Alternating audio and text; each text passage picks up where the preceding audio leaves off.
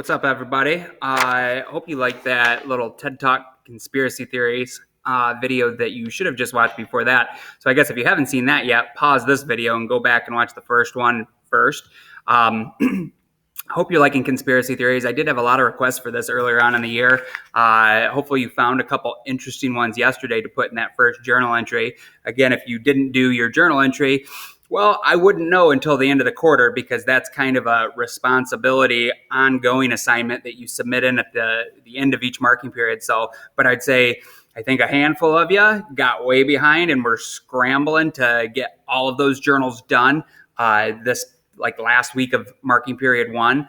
So don't do that. Don't be a procrastinator. We did a lesson on that like a week or so back. Don't put stuff off. You'll make your life easier if you just keep doing those as I post them. And none of them are that hard. It should take you 5-10 minutes. So if you hadn't done that yet, make sure you do go hit that journal one and do a good job at it. Go check it out and find a couple conspiracy theories that interest you.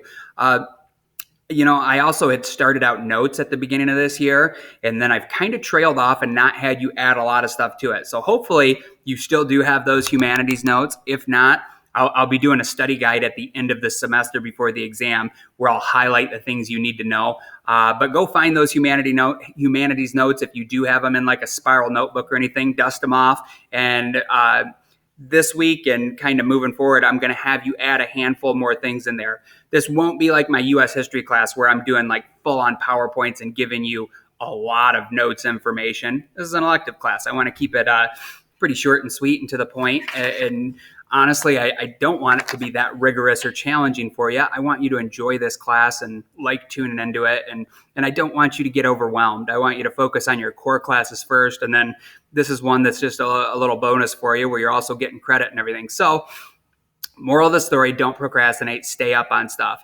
Now, conspiracy theories was a pretty popular topic for a lot of you. I'm guessing we're going to spend probably the most rest of this week on it, and it'll probably we'll come back to some conspiracy theories again throughout the quarter, like down the road, where I might just revisit this topic.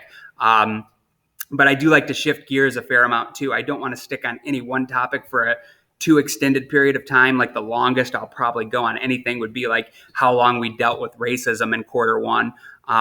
And I like to kind of keep mixing it up, and so you don't know what you're getting thrown at you each day. But for the rest of this week, we probably will be hitting quite a bit of conspiracy theory stuff. So for today, you're going to be doing our first question and answer or graded participation discussion thread for the quarter. Remember, just like journals being 25% of your grade, these discussion threads are also 25%. So if you skip this one, just be aware that you're going to take a 0 for that 25% of your grade chunk until the next graded discussion thread comes around. So get this one done.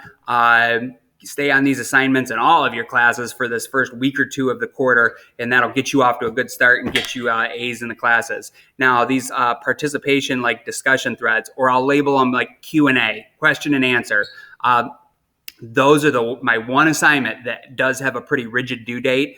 Whatever day I post that, you have to have your comment up there by midnight in order to get full credit for it. And I don't let you do those like a lot of my other assignments. You can turn in past the due date and I just dock you a few points. That one, you got to get it in by midnight. So make sure you're also doing that. And that's kind of how I'm trying to incentivize you to check in every day, because you never know which day I'm going to post that Q&A thing. So moral of the story is check in every day. A lot of days it'll just be some informational stuff, and you could catch up if you needed to down the road. But those Q&A ones, take them serious and get those in right away. So conspiracy theory stuff, I'd say if you have the humanities notes, you would have, the first thing on the page would have been the bias and tribalism. That was where I started you with notes. Go down to wherever you're at this point in this semester, draw maybe a little line, and then you could put in conspiracy theory and a bullet heading. I thought that lady in the TED Talk was pretty interesting, and it was a short and sweet one. Usually they're 20 minutes. Hers was only 9.5 minutes. But I thought she really hit it on the head, with kind of why conspiracy theories appeal to us. So I'm curious if you guys thought that was a good, worthwhile TED Talk. Some of those I know can be a little bit flat and dry. Others I absolutely love. And I thought that was a above average one. So things that I'd have you put in your notes to just kind of recap from her video. She said conspiracy theories are a big thing for two reasons. So that's reason 1 and 2 that I have up there on my screen. And then I kind of added in, or I split one of her points off and put in like a third kind of bonus point that I think is worth emphasizing. So I would throw those in. Why do, and like maybe have a little heading with it. Why do conspiracy theories catch on? Why do they appeal to people so much? And I think conspiracy theories have been around forever, since humans could tell stories. I mean, this is, you can go back to like ancient Rome or Greece and go find on graffiti like conspiracies that were playing out at the time. And they're still with us today. And I think honestly, they're catching on and they're becoming a bigger, like more impactful thing in society today than ever. And why is that? Well, she said the first reason was the internet. So why do conspiracy theories catch on? Why do people pay attention to them? Why are they something that we would talk about and learn about in a social studies class? Well, part of why it catches on and why there's such a big deal is the internet. So make sure you put that in there, that like that's a big part of it. And what she meant by the internet being an influence, because the internet is just a neutral thing. It's a medium where information can travel on. So it's not like the internet is pro-conspiracy theory or anti-conspiracy theory. It's just having the internet, the way we are all interconnected today, like humanity has never been before, now information can travel so much quicker and at such a rapid pace. And really information is ubiquitous, which that's kind of a big word for you, but it means like, it seems like it's everywhere. I've heard a stat, and I think I said this once before, that the average human today is exposed to more information and data in one just normal day of, virtual schooling and going through your life than the average human being was back in the 1400s in their whole lifetime. So think about that. Our human brain's wired to take all this information, and maybe that's a big part of why conspiracy theories or like misinformation catch on so much. I think we're getting bombarded by too much information all the time, and our brains are really struggling to process all that. So just information and misinformation means like, that's like information that's not quite legit, all travels at a very rapid rate today. So that would be something worth putting in your notes, tying it into conspiracy theories. It's all just flooding around so quick. I'm sure you guys know exactly what I'm talking about, because just get on social media, how rumors get going. And it's like, man, it's just like wildfire, how quickly it spreads. And that's what I'm saying, how it is kind of like ubiquitous and it's all over the place. Hold on, somebody's at my back door. So next up, the second point was narratives. Now, what is a narrative? I'm going to get into that kind of in the next part here. But a narrative, like what she meant by that is how that like keeps conspiracy theories spreading. Our brains are just wired to like narratives, and they appeal to us in kind of a natural way because humans are storytellers, and stories appeal to us a lot, and they stick in our brain really good. Think whether you think we were created or we evolved, either way, storytelling's been a big part of humanity for a very long time. I tell you some stories in here. Any of you that have had my like U.S. history class, I tell all kinds of stories about little tidbits from history because I think like just memorizing dates and facts and this thing happened and this law would pass, our brains aren't so wired for that. We have a hard time like processing it and remembering it. But when I tell you a story about like Teddy Roosevelt giving a speech and he gets shot and then he doesn't go to the doctor and he gets up and gives his speech anyway and he's got the bloody shirt and blah, blah, blah. That kind of stuff sticks in your head. You know what I mean? And hopefully some of you remember it and you're not scratching your head. That would only make sense to you probably if you had my U.S. history class. But like those kind of personal narrative stories, our brains are just wired to absorb them and take them in. And like we kind of internalize it because we put ourselves in that person's shoes. So most conspiracy theories, not all of them, but most of them have to do with some sort of a narrative, some sort of a story that's going on. And I think that's a big part of it too, that the storytelling in general appeals to humans. We like it and our brains just process it. So you got to think every good conspiracy theory, there's a story in it somewhere, right? And that's a big part of why they catch on too. The third one that I added in that she talked about this, but it wasn't one of her two big points, was that I think people love to be in the know, I said. People like to have that like uniqueness and they feel like they're in a more exclusive group and like all these other dummies out here, they don't get it. but I get it. And I'm in this group that we understand what's truly happening.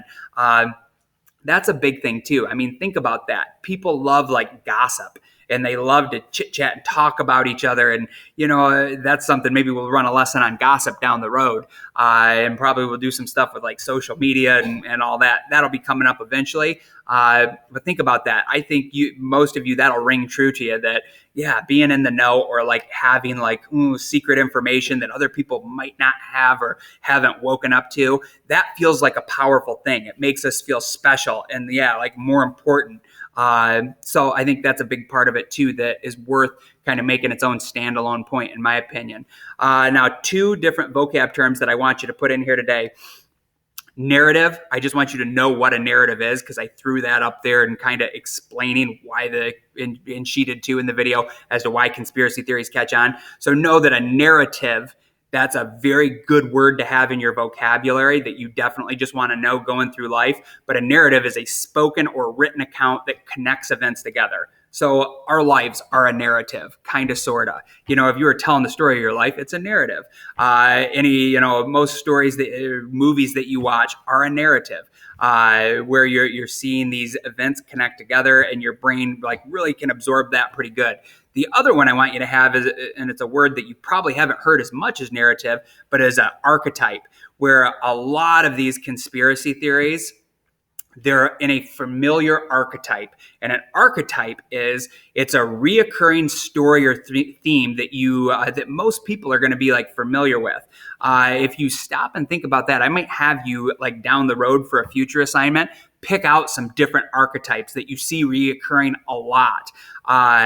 So like the Star Wars story she threw out there, where it's like, the young Jedi, he has to learn, and there's an older, more experienced one that passes on information, and he has these challenges, and he has to confront like the evil dark Sith Lord. If you really look hard enough, you can find that archetype, the Star Wars Luke Skywalker one, that plays out slightly differently in a million different movies. It's a very just common theme that, the young warrior has to go slay the beast, slay the dragon. One of the most overused and repeated archetypes in all of human history. Anyway, like another one from history that I might get into when we hit the religion unit is like the flood story, where there was a flood and it wiped out the earth and Noah built the ark and put the animals on it.